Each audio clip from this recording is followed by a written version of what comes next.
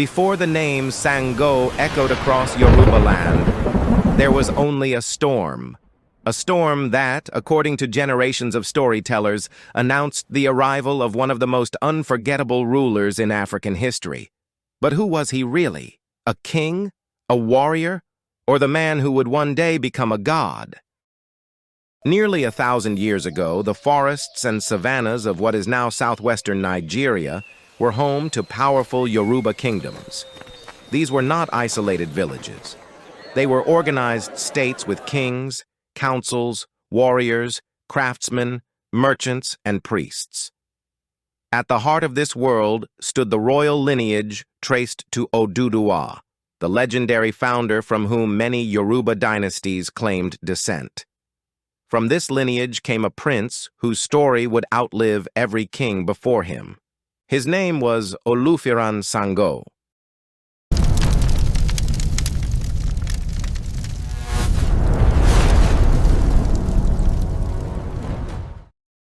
Welcome to Africa Retold, where Africa's greatest stories live again.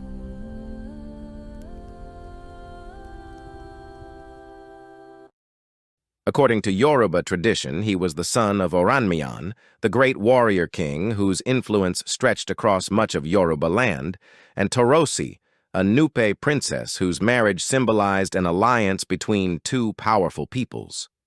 He was also the younger brother of Ajaka, a prince remembered in tradition as calm, patient, and gentle. Sango was different, fierce, restless, fearless. Even as a young prince, stories began to surround him, stories that blurred the line between history and legend. While his brother preferred peace, Sango sought challenge. He trained relentlessly with spears and swords. He mastered horseback riding. He tested himself against the strongest warriors in the kingdom.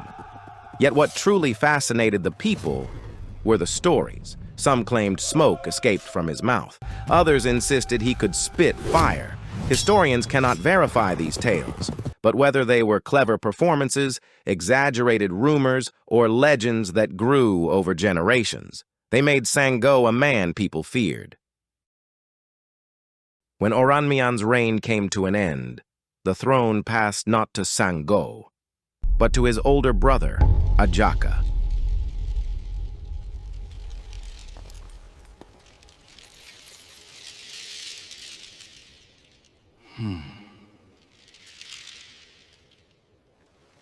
Ajaka ruled with patience rather than force.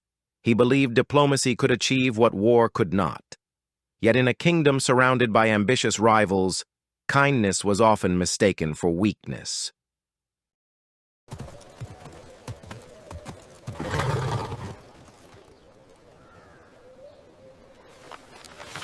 By order of the Olowu, you must pay tribute. To the west ruled the Olowu, whose kingdom had grown increasingly powerful.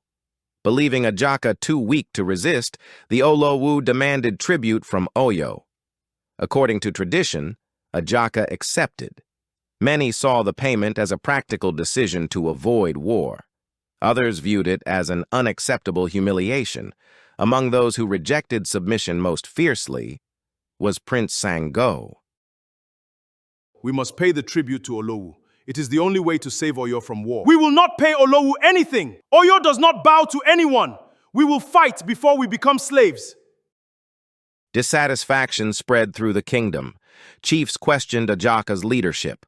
Warriors longed for a ruler willing to defend Oyo's independence. Before long, Ajaka was removed from the throne. In his place, the kingdom crowned Sango. A new king had risen, and with him, a very different future for Oyo. News of Sango's coronation quickly reached the Olowu. Confident that the young king would be easy to intimidate, he sent another message. The tribute must continue. This time, the demand carried an even darker warning. Refuse, and Oyo would lose not only its wealth, but its women, its children, and its freedom.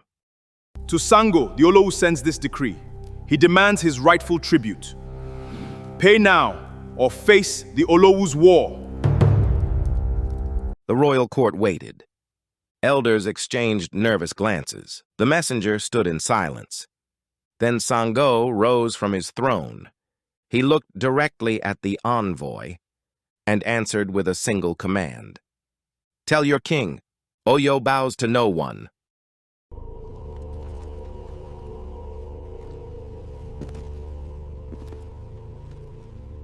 Tell them that Sango does not bow. We will prepare for war. By dawn, the drums of war echoed across the forests. Spears were sharpened, horses saddled, warriors painted their bodies for battle. Across the kingdom, families embraced fathers, brothers, and sons, uncertain who would return. The Olowu marched toward Oyo with a powerful army. Waiting for him stood a king unlike any he had ever faced. The battle that followed would become one of the most enduring legends in Yoruba history.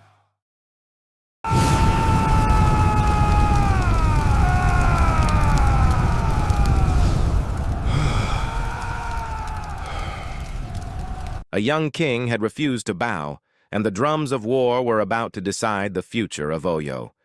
And so the stage was set. But this was only the beginning of Sàngó's extraordinary journey. If you enjoyed this episode, don't forget to like, subscribe, and share it with others who love African history. Join us in the next episode as we witness the battle that transformed Sàngó from a king into a legend. Thank you for watching. This is Africa Retold. Until then, keep discovering Africa's untold stories.